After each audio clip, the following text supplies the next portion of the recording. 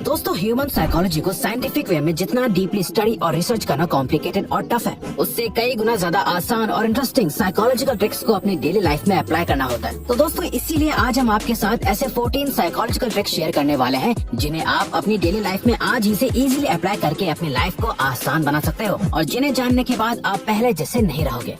So number 1, keep quiet and hold eye contact for satisfactory answer. अगर आपने किसी से कोई सवाल पूछा और उन्होंने जो जवाब दिया वो आपको सही नहीं लगा, हो सकता है आपको लगे कि वो आपसे झूठ बोल रहे हैं या पूरी बात अच्छे से नहीं बता रहे हैं, तो यहाँ आपको बस करना ही है कि आपको कुछ देर के लिए बिना कुछ बोले बस उनकी आंखों में देखना है, बिल्कुल साइलेंट रहते हुए, और तब तक देखना है जब तक वो सच ना बोलते। क्योंकि जब आप किसी से आई कांटेक्ट मेंटेन करते हो तो सामने वाला इस ऑकवर्ड टेंशन को ब्रेक करने के लिए सही और रियल बातें बताने लगता है, क्योंकि उन्हें आइडिया लग जाता है कि वो आपको अपनी बातों से बेवकूफ नहीं बना सकते। आपने उन्हें पकड़ लिया है तभी आप उन्हें ऐसे देख रहे हो। अब क्योंकि हर कोई साइलेंस और सीरियसनेस में अनकंफर्टेबल फील करता है और वो कुछ भी करके इस सिचुएशन से निकलना चाहता है, इसीलिए कई बार वो आपसे ऐसी इन्फॉर्मेशन शेयर कर देते हैं जिसे वो छुपा रहे थे। You want to find out who's watching you। ऐसा कितनी बार होता है कि जब हमें लगता है कि कोई हमें देख रहा है, कोई हमें घूर रहा है, पर हम पता नहीं लगा पाते कि आखिर वो कौन है, या फिर हमें शक भी हो जाता है कि कौन हमें घूर रहा है, लेकिन हमारे उसे देखने से पहले ही वो पर्सन अपना फेस घुमा लेता है या कहीं और इधर उधर देखने लग जाता है। जब भी आप कभी ऐसी सिचुएशन में फंसे जहां आप ये जानना चाहते हो कि कौन आपको देख रहा है, तो सिंपली बस यॉन कर दो, यानी उबासी लो, और जो इंसान आपको देख रहा होगा वो भी यॉन करने लगेगा, क्योंकि यॉनिंग एक कंटेजियस एक्शन है जिसे हर इंसान किसी और को देख के अपने आप कॉपी करने लगता है। Give yourself your choices when you can't make a decision।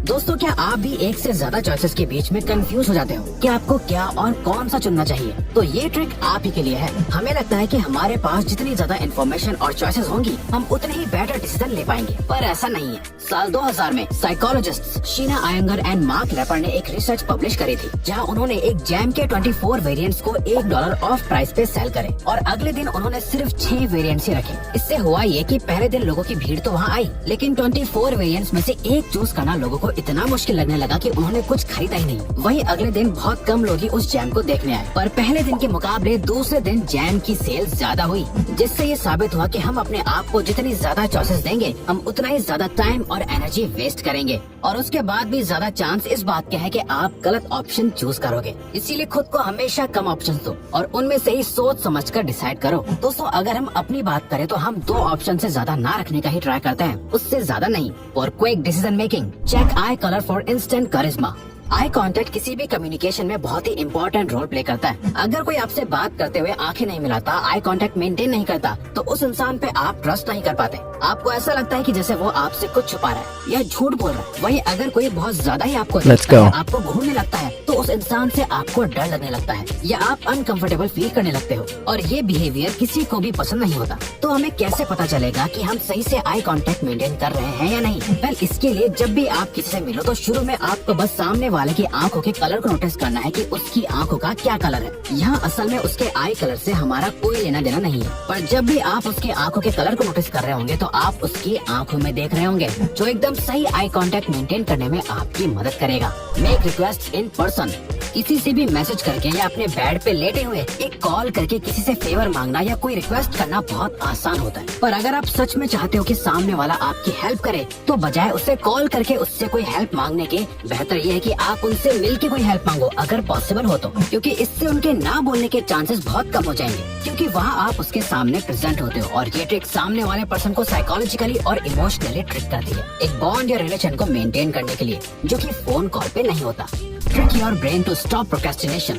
दोस्तों, कोई ऐसा काम जिसे आप कई दिनों से टाले जा रहे हो, उसे कंप्लीट नहीं कर पा रहे, तो एक रात सोने से पहले उस काम को करने के बारे में सिर्फ सोचो और अपने माइंड में पूरा प्रोसेस कंप्लीट करो कि आप उस काम को कब करोगे, कैसे करोगे, उसमें कितना टाइम जाएगा, और पहले अपने दिमाग में उसे कंप्लीट कर लो। इससे होगा ये कि वो काम आपके लिए आसान हो जाएगा, और जब आप उसे रियल में करने बैठोगे तो आपके दिमाग को ऑलरेडी आइडिया होगा कि इसे कैसे करना है। Chew gum to calm your nerves.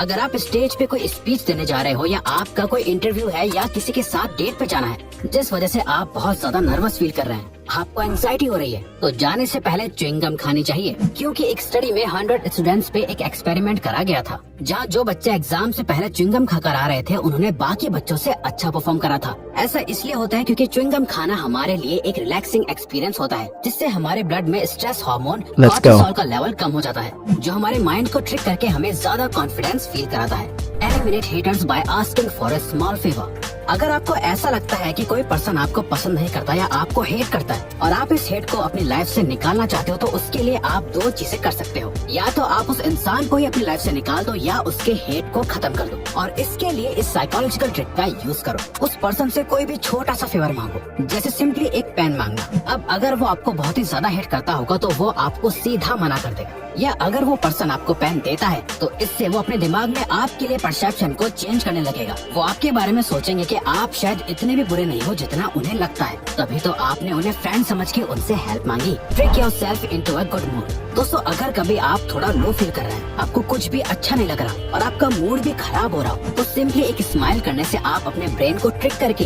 ये फील कराओगे कि आप एक अच्छे मूड में हो। क्योंकि हमारी बॉडी ऐसी बनी हुई है जहाँ हमारे बॉडी के अंदर की चीजें या इमोशंस हमारी बाहर की लाइफ को अफेक्ट करते हैं। वैसे ही हम बाहर से कैसा फील करते हैं, हमारी बॉडी भी उसी हिसाब से बिहेव करती है। आप चाहो तो अभी एक स्माइल करके देखो और उस स्माइल को 5 सेकंड्स तक होल्ड करके रखो, आपको इमीडिएटली अच्छा फील होने लगेगा। Right away your worries. दोस्तों, हम सभी की लाइफ में कभी न कभी कुछ न कुछ ऐसा होता ही है जिसे हम फिर कभी भूल नहीं पाते और वो हमारे अंदर एक ट्रॉमा बन के रह जाता है। लेकिन कई साइकोलॉजिकल स्टडीज ने ये शो करा है कि अपने ट्रॉमेटिक एक्सपीरियंसेस को लिखने से आपका इमोशनल स्टेट पहले से बेटर हो जाता है। इससे आपका स्ट्रेस कम होता है और आप मेंटली हील होने लगते हो। ऐसा इसलिए होता है क्योंकि आपके साथ जो भी बुरा होता है वो आपके माइंड में हमेशा घूमता रहता है और आपको हर्ट करता रहता है। और हमारे माइंड की एक बात है, आप इसे जितना ज्यादा एक चीज को भूलने को कहोगे, इसे वही चीज उतना ज्यादा याद आएगी। इसीलिए जब आप अपने थॉट्स को लिख देते हो तो आप उसके बारे में अच्छे से सोच पाते हो और खुद को जज कर पाते हो, जिससे धीरे धीरे वो थॉट्स आपको परेशान करना बंद कर देते हैं। Remember everyone's names if you want to be popular. अगर आप लोगों के बीच पॉपुलर होना चाहते हो, आप चाहते हो कि आपके कलीग्स, आपके फ्रेंड्स और लोग आपको पसंद करें, तो अब से आप जिनसे भी मिले उनके नाम याद रखो और नेक्स्ट टाइम उन्हें उनके नाम से बुलाओ, अगर वो आपसे छोटे या आपके बराबर के हैं। क्योंकि आप सबको या अपने से बड़ों को तो उनके नाम से नहीं बुला सकते, पर नॉर्मली सोशलाइज करते वक्त लोगों को उनके नाम से बुलाना आपको एक अच्छा इंप्रेशन बिल्ड करता है, क्योंकि हर किसी को अपना नाम सुनना सबसे अच्छा लगता है। और जब आप उनका नाम बोलते हो तो वो इंस्टेंटली स्पेशल फील करने लगते हैं। Count to 5 and get things done. जब भी आपका कोई काम करने का मन ना करे जो आपको करना चाहिए, तो उसे फटाफट करने के लिए अपने आप को कन्विंस करो कि आप 5 तक काउंट करोगे और उस काम को करने लग जाओगे। और बस 5, 4, 3, 2, 1 कहते ही उस काम को करना स्टार्ट कर दो। फॉर एग्जाम्पल, मान लो आपको जिम जाना है पर आपको आलस आ रहा है, 5 तक काउंट करो और उठकर अपने जिम के कपड़े पहने और निकल जाओ। दोस्तों, इसे 5 सेकंड रूल कहते हैं, जो मेल रॉबिन्स ने इन्वेंट किया था अपने माइंड को साइकोलॉजिकल वे में ट्रिक करने और प्रोक्रेस्टिनेशन को बीट करने के लिए। और वो कहती है कि जब भी हम ऐसे काउंट करते हैं तो ये काउंट करते हुए हमारा ब्रेन एक रैशनल डिसीजन लेता है, बजाय बिना कुछ सोचे समझे बस काम को टालते रहने के। ये एक सही डिसीजन लेता है और उस काम को पूरा करता है। Learn things by explaining. कोई भी चीज सीखने का या उसे याद रखने का सबसे बेस्ट तरीका है उसे किसी और को समझाओ, क्योंकि जब भी हम कोई नई चीज सीखते हैं तो हम कई सारी नई इन्फॉर्मेशन अपने ब्रेन में डालते हैं और कोई भी नई चीज को समझना हमारे ब्रेन के लिए बहुत कॉम्प्लिकेटेड होता है। वहीं जब हम इस कॉम्प्लिकेटेड चीज को किसी और को सिखाते हैं, उसे एक्सप्लेन करते हुए हम खुद चीजों को सिंपल करने लगते हैं, जिससे वो हमारी मेमोरी में और भी स्ट्रॉन्ग हो जाता है। Use colours to be more productive. आप जहाँ बैठकर काम कर रहे हो वहाँ का एनवायरनमेंट कैसा है, वहाँ की दीवारों का कलर कैसा है, ये आपकी प्रोडक्टिविटी को बहुत हद तक अफेक्ट कर सकता है। और मॉडर्न साइकोलॉजी के अकॉर्डिंग अगर आप अपने आसपास एक प्रोडक्टिव एनवायरनमेंट क्रिएट करना चाहते हो तो आपको अपने आसपास ब्लू कलर का सबसे ज्यादा यूज करना चाहिए। इनफैक्ट ब्लू और ऑरेंज कलर न ही आपको ज्यादा प्रोडक्टिव बनाता है बल्कि आपके मूड और इमोशंस को भी बैलेंस रखता है। तो अगर आपको ये वीडियो अच्छी लगी तो वीडियो को लाइक और चैनल को सब्सक्राइब करके हमें सपोर्ट करो और बेल नोटिफिकेशन ऑन कर लीजिएगा ताकि आप आने वाली वीडियोस मिस ना कर पाओ। Thank you for watching.